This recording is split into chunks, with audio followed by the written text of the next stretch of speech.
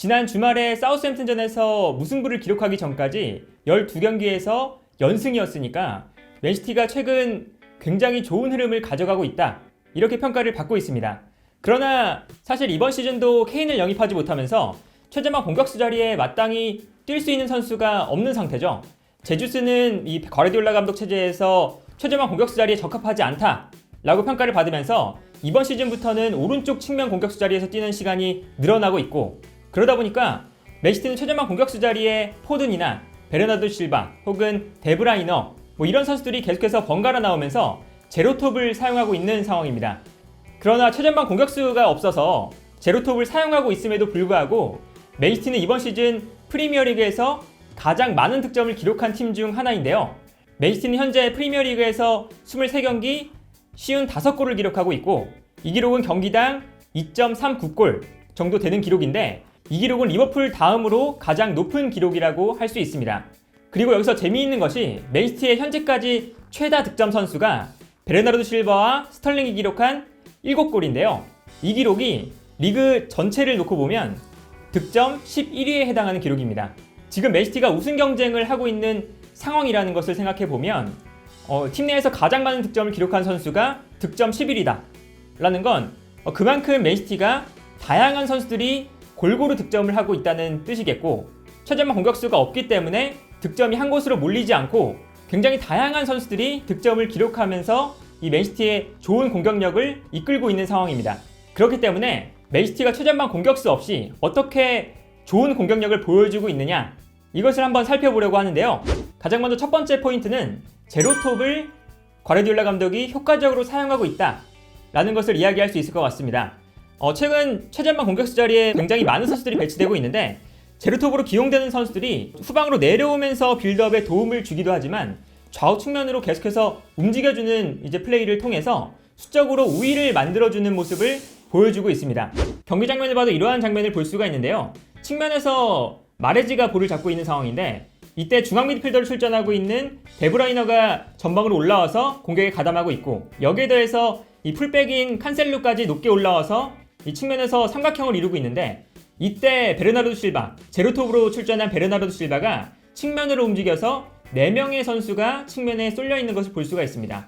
그리고 이렇게 4명의 선수가 측면에 쏠려 있기 때문에 맨시티는 측면에서 수적 우위를 점하고 있는 것을 볼 수가 있는데요.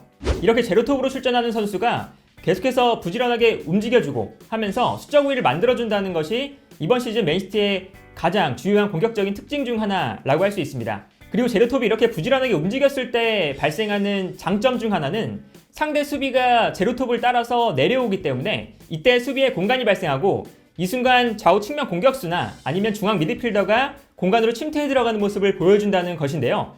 지난 시즌에도 사실 이 맨시티가 제로톱을 사용하면서 최전방 공격수가 내려오면서 공간을 만들어줬기 때문에 균도안이 침투해 들어가면서 득점을 많이 만들어내는 모습을 보여줬었고, 지난 시즌 균도안이 팀 내에서 득점을 가장 많이 기록했던 이유 중 하나가 바로 이렇게 제로톱이 수비를 끌어내는 움직임이 잘 이루어졌기 때문이었습니다. 그리고 또한 좌우 측면에 스털링이나 포든처럼 빠른 선수들이 있기 때문에 중앙 미드필더가 침투해 들어가지 않으면 좌우 측면 공격수들이 중앙으로 침투해 들어가는 모습도 자주 나오기도 했고요. 그래서 이러한 장면을 볼 수가 있는데, 제로톱으로 출전한 베르나르도 실바가 내려올 때 이때 상대 중앙 수비수가 베르나르도 실바를 따라서 올라오는 장면인데요. 이때 중앙 미드필더로 출전한 데브라이너가 이 중앙 수비 뒷공간으로 침투해 들어가는 모습을 볼 수가 있습니다. 사실 이러한 패턴은 이 과르디올라 감독의 가장 트레이드마크라고 할 수 있는 공격 패턴 중 하나라고 할 수 있겠죠. 그리고 이 장면도 마찬가지인데요. 이 장면에서는 이 제로톱으로 출전한 그릴리시가 내려와서 플레이하고 있기 때문에 상대 수비가 그릴리시를 마크하고 있는 상황인데, 이때 측면에 있던 스털링이 상대 수비 뒷공간으로 빠져들어가는 움직임을 보여줄 수 있는 공간이 발생을 하게 됩니다. 이처럼 최근 맨시티는 제로톱을 사용하고 있지만 제로톱의 부지런한 움직임을 통해서 상대 수비의 공간을 만드는 움직임이 잘 이루어지고 있다, 이렇게 볼 수가 있겠고요. 그리고 두 번째 포인트는 좌우 측면 공격수와 중앙 미드필더, 그리고 중앙으로 들어와 있는 좌우 풀백을 통해서 맨시티가 다양한 공격 패턴을 만들어내고 있다는 것입니다. 그리고 여기서 주목해볼 만한 특징은 이번 시즌부터 좌우 측면 공격수 자리에 포든과 스털링, 이 좌우 측면에 정발 윙어들이 배치된다는 것이 아닐까 합니다. 과르디올라가 부임한 이후에 가장 공격력이 좋았던 시즌이 이 사네와 스털링이 좌우 측면에 배치되었을 때거든요. 사네와 스털링이 좌우 측면으로 쭉 상대를 끌어내면서 중앙에 공간이 발생하고, 이때 중앙에 공간이 발생하면 미드필더들이 침투해 들어가는 패턴을 보여줬었는데, 최근에는 마레즈와 스털링이 측면에 배치되다 보니까 마레즈도 중앙으로 들어오고 스털링도 중앙으로 들어오면서 상대 수비의 공간을 만들어내는 플레이가 부족해졌다라는 평가를 받기도 했었습니다.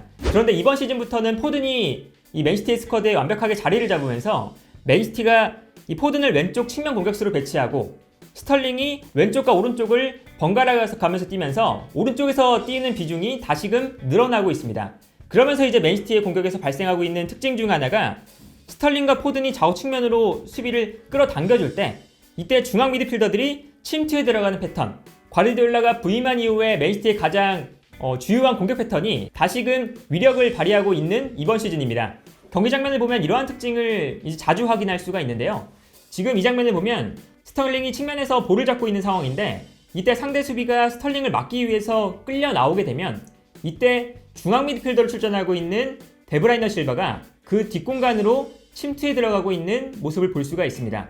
그래서 이처럼 좌우 측면 공격수들이 측면으로 넓게 벌려준다는 것이 최근 맨시티 공격의 가장 큰 특징이고, 여기에 더해서 이 중앙 미드필더들이 올라오는 움직임, 공간으로 침투에 들어가는 움직임을 가져가다 보니까 오히려 상대 수비수들이 중앙 미드필더의 침투를 막기 위해서 중앙으로 쏠리게 되면 이때 오히려 측면 공격수들에게 공간이 발생하는 장면도 자주 나오고 있습니다. 중앙 미드필더들이 높게 올라와서 전방으로 침투에 들어가는 움직임을 가져가다 보니까 상대 측면 수비수들이 공간을 내주지 않기 위해서 중앙으로 쏠려있는 상황이고, 이때 좌우 측면에 있는 마레즈와 스털링에게 굉장히 넓은 공간이 발생하는 것을 볼 수가 있습니다. 그래서 맨시티는 상대 수비가 중앙으로 쏠리면 이렇게 좌우 측면으로 볼을 뿌려주고, 반대로 상대 수비수들이 측면으로 좀 끌려 나가면 이때 중앙 미드필더들의 침투하는 공간으로 볼을 뿌려준다거나 이렇게 하면서 맨시티가 다양한 공격 패턴을 만들어내고 있습니다. 그리고 여기서 재미있는 것이 최근 맨시티는 측면 공격수와 중앙 미드필더 그리고 뒤에 있는 풀백까지 더해서 3명의 선수가 계속해서 자리를 바꿔가면서 상대 수비에 혼란을 주고 있다는 점입니다.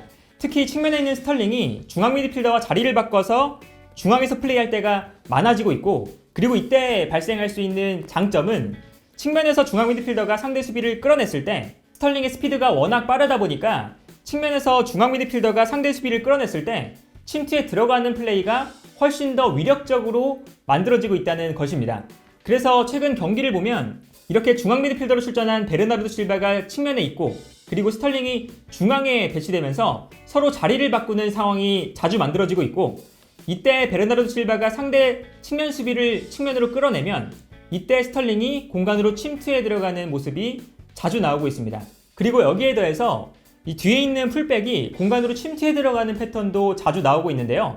맨시티가 측면 공격수와 중앙 미드필더를 활용해서 만들어내는 공격 패턴이 워낙에 다양하다 보니까 상대 수비 입장에서는 맨시티의 측면 공격수를 향해서도 수비수를 한 명 붙여놓고, 그리고 중앙 미드필더에게도 수비수를 한 명 붙여놓을 때가 많은데, 이렇게 수비수들이 두 선수에게 붙어 있을 때 오히려 뒤에 있는 풀백이 공간으로 침투해 들어가는 움직임을 가져가면서 상대가 예측하지 못하는 공격 패턴을 만들어내기도 합니다.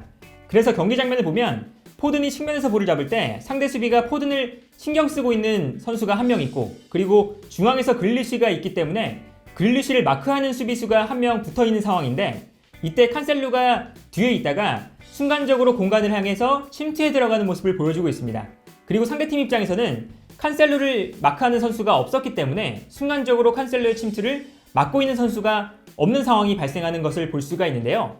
이렇게 최근 맨시티는 측면 공격수 그리고 중앙 미드필더 뿐만 아니라 좌우 풀백까지 활용해서 이 측면 공격수와 중앙 미드필더 그리고 풀백이 계속해서 공간으로 침투해 들어가는 이러한 패턴들을 자주 보여주고 있습니다. 그리고 여기서 과르디올라 축구의 가장 중요한 포인트가 발생을 하게 되는데, 굉장히 다양한 선수들이 다양한 움직임을 통해서 맨시티의 공격 패턴이 다양해진다는 것이 최근 과르디올라 감독이 가장 추구하고 있는 포인트 중 하나가 아닐까 합니다. 그리고 이렇게 다양한 공격 패턴을 만들어낸다는 그런 포인트를 조금 더 이어서 생각을 해보면, 최근 데브라이너에게 과르디올라 감독이 자유도를 많이 부여해내면서 데브라이너가 굉장히 자유롭게 움직이는 패턴을 보여주고 있습니다. 특히 최근에는 데브라이너가 오른쪽 중앙 미드필더가 아니라 오른쪽에는 베르나르도 실바가 나오고 왼쪽 중앙 미드필더에 데브라이너가 나오는 장면들이 많은데, 이때 데브라이너가 자유롭게 움직이면서 왼쪽에서 오른쪽으로 자주 움직여주는 모습을 보여주고 있고, 그러다 보니까 제로톱으로 뛰고 있는 선수, 그리고 측면 공격수, 여기에 대해서 중앙 미드필더, 그리고 여기에 더해서 풀백, 또 여기에 더해서 데브라이너까지 측면으로 쏠려 있는 모습을 볼 수가 있습니다. 그리고 이렇게 되면 상대 수비수 입장에서는 순간적으로 맨시티의 공격 숫자가 한쪽 측면으로 쏠리기 때문에 맨시티의 공격을 막아내기가 굉장히 까다로운 상황이 만들어질 수밖에 없는데요. 따라서 최근에 맨시티 경기를 보면 이러한 장면들이 자주 나오게 되는데, 중앙 미드필더로 출전한 베르나르도 실바와 스털링이 자리를 바꿔서 이 베르나르도 실바가 측면에 위치하고 스털링이 중앙에 위치하고 있는 상황인데, 이때 상대 수비수가 베르나르도 실바와 스털링을 모두 마크하고 있는 상황이죠. 그런데 여기서 반대편에 있던 데브라이너가 오른쪽으로 움직여주면서 공간으로 침투해 들어가는 모습을 보여주고 있습니다. 그리고 데브라이너가 왼쪽에 있다가 오른쪽으로 순간적으로 움직인 상황이기 때문에 상대 수비수 입장에서는 데브라이너를 마크하는 선수가 없는 상황이고, 그렇기 때문에 데브라이너가 아무도 마크가 없는 상황에서 공간으로 침투해 들어가는 패턴을 보여주고 있는데요. 이렇게 데브라이너가 자유롭게 움직이면서 상대 수비가 예측하지 못하는 플레이를 한다는 것이 최근 맨시티가 보여주고 있는 주요한 공격 패턴 중 하나다라고 할 수 있겠습니다. 그리고 이렇게 데브라이너가 왼쪽 중앙 미드필더 자리에 있다가 오른쪽으로 자유롭게 움직일 수 있다는 것은 최근 왼쪽 풀백으로 출전하고 있는 칸셀루가 있기 때문이라고 할 수가 있는데요.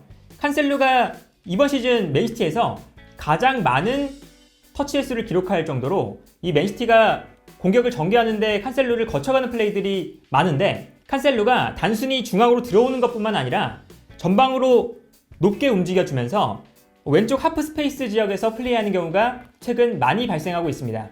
이처럼 칸셀루가 단순히 풀백의 역할이 아니라 전방으로 높게 올라와서 공격형 미드필더의 역할을 수행하고 있기 때문에 데브라이너가 자유롭게 움직일 수 있는 상황이 발생하고 있다고 할 수 있습니다. 따라서 최근 경기 장면들을 보면 이 장면처럼 칸셀루가 중앙으로 볼을 몰고 들어와서 공격을 주도하기도 하고 볼을 뿌려주는 모습들을 볼 수가 있는데요. 이처럼 칸셀루의 움직임 또한 이번 시즌 맨시티가 이 좋은 공격력을 보여줄 수 있는 포인트 중 하나다, 이렇게 볼 수가 있겠습니다.